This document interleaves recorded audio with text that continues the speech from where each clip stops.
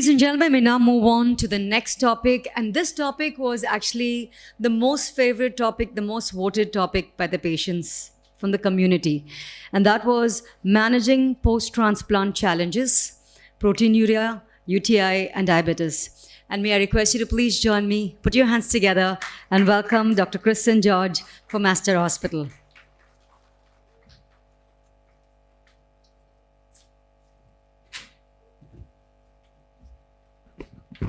Thank you, Marian. Good afternoon, everyone. It's a pleasure to be part of Kidney Warriors Foundation, and today being here on this unique conclave, bringing together patients, nephrologists, and it's my privilege to be here today. So after listening to the innovations, AI, let us move back to the basics and the common challenges that transplant patients face. Transplant, we all know, is the best treatment for end-stage kidney disease. But unfortunately, transplant is not a miracle cure. Still, there are challenges that a transplant patient often faces. And in the next 10 minutes or so, I'll try to go through some of the common queries or challenges that a transplant patient might face. So, firstly, it is proteinuria or protein leak in your urine. So we have heard in the morning sessions as well, any protein or albumin in urine is definitely a concern which cannot be ignored. Be it a patient of early kidney disease or a transplant recipient, any amount of protein in the urine should not be neglected. So what are the possible causes? So a patient who is a transplant recipient, most often the deceased kidneys or the damaged kidneys are left behind, and the transplant kidney is a third kidney or sometimes a fourth kidney that is there in your body. So naturally, the kidneys which are damaged, if you still have some urine output on dialysis, the damaged kidneys will continue to leak some protein. And this can be detected in the early post-transplant period, and usually after 3 to 4 weeks, the protein from the deceased kidney should stop coming. So any kind of proteinuria that is persistent beyond the 1 month, 1.5 months should be evaluated. Then we have, of course, the recurrent or de novo disease. Many a times we know what is the original disease that caused kidney to fail. And if that is known, there is a risk of recurrence post-transplant that can be predicted. And sometimes the disease is not known. We don't know why the kidneys failed in the first place. And there are certain immune-mediated conditions which are at high risk of recurring or coming back in the new kidney. Diseases like IgA nephropathy, which is the most common glomerular disease causing kidney failure, has a high recurrence risk. So proteinuria or albumin leak could be the earliest sign of the disease coming back in your transplant kidney. So a periodic urine evaluation is important. Again, FSGS, focal segmental glomerulosclerosis, is not a rare cause as a glomerular condition causing end-stage kidney disease. Primary FSGS has a very high recurrence risk, and such patients should be counseled and taught to monitor the urine for protein early on.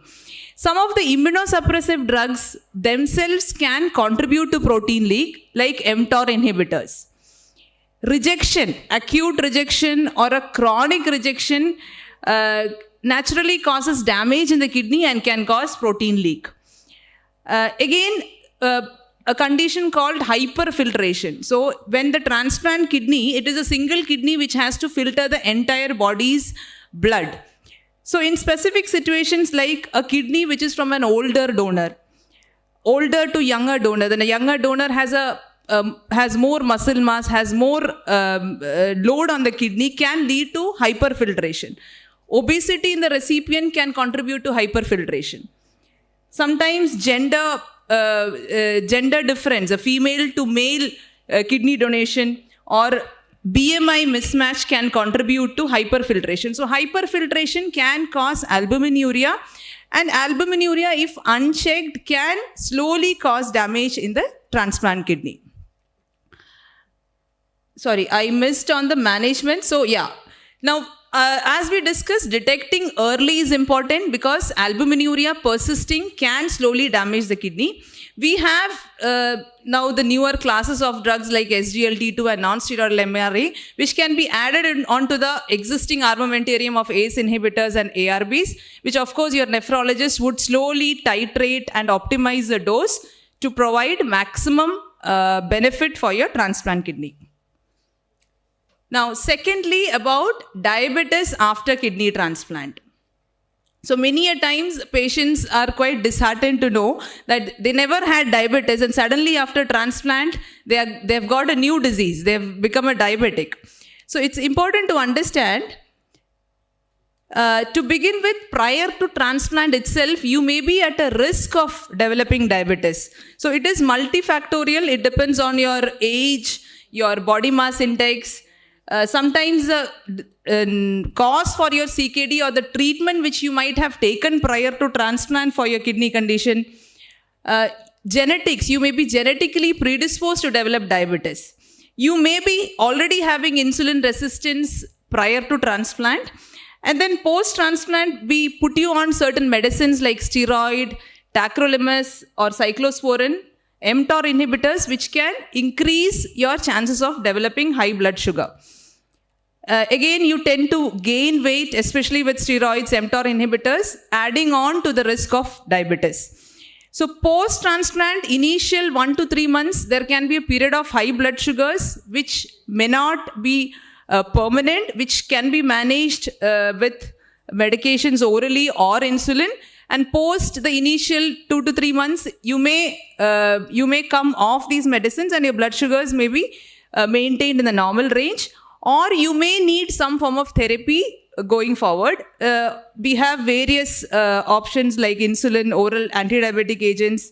Sometimes we optimize the immunosuppressions accordingly. In a known diabetic, we may try to reduce the overall steroid dose. And of course, lifestyle changes are very important. You tend to gain weight post-transplant. So minding on the calories that you take, and doing regular exercise, they cannot be missed. Thirdly, coming to urinary tract infections. Again, a very common challenge or troublesome situation that some of the patients have recurrent urinary tract infections. So broadly, when you look at urinary tract infections, it can be as simple as the infection of the bladder and the urethra, that is the lower urinary tract. Of course, this is for the general person. In a transplant patient, any type of infection would be a complicated UTI. So this, when it is affecting the lower urinary tract, you may have frequency of urination, irritation, some pain while urinating. And once it affects the transplant kidney, it becomes a pyelonephritis or a graft pyelonephritis. It is a more serious situation and it can lead to spread of infection in the blood. As I mentioned, any infection in the transplant recipient automatically becomes a complicated UTI. Fourth is important, which is asymptomatic bacteriuria. That means when we check your urine, you're growing some bacteria in it, but you do not have any symptoms whatsoever. So whether to treat or not, again, this is a very common situation. In the early post-transplant period, probably in the initial 3 months, even if you do not have any symptom, we generally treat this condition of asymptomatic bacteriuria. But beyond that, if the graft function is stable, you do not have any symptoms, just because your urine is growing something, many a times we do not treat it. Of course, situations wherein you may be planned for a surgery or a procedure, we do treat. Fifth, it is a situation of recurrent uncomplicated UTI, common in certain group of patients, and sometimes we have to put you on a long-term antibiotic prophylaxis if the UTI episodes are very frequent. So how to manage? In the immediate post-transplant, removal of any foreign material that is there, including the catheter and the stent wherever applicable, helps in preventing UTI. Then the cotrimoxazole prophylaxis that most of the patients are put on also helps in preventing UTI.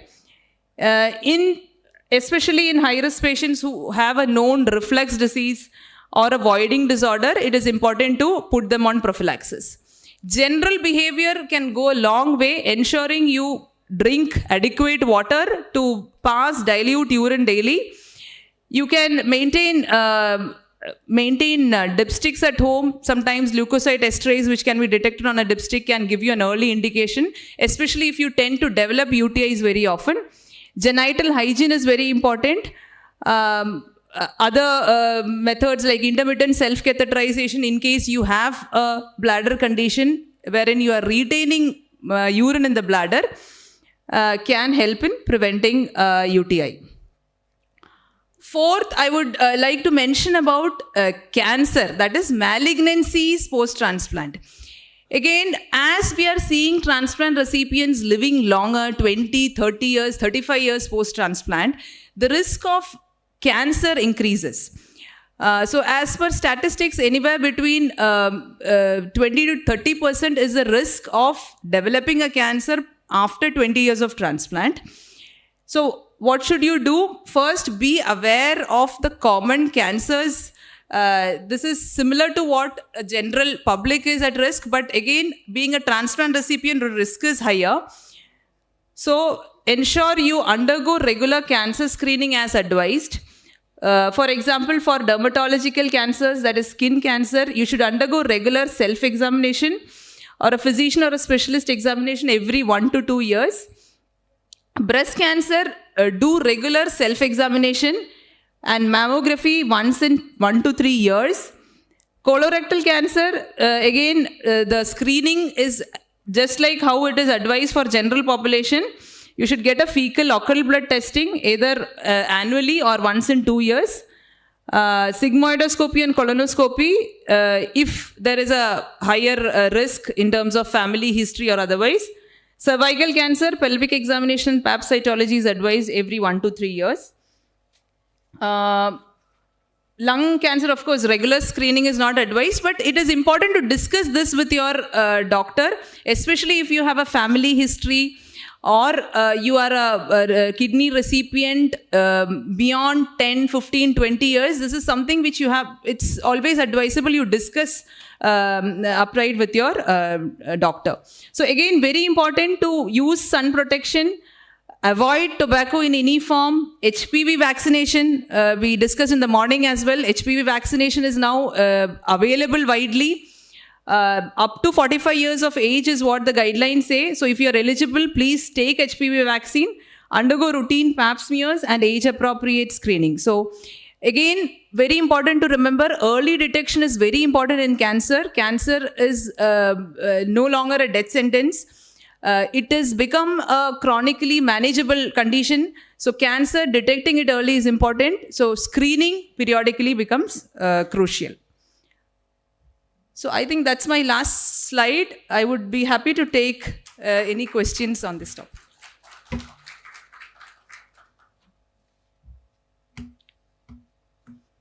Thank you.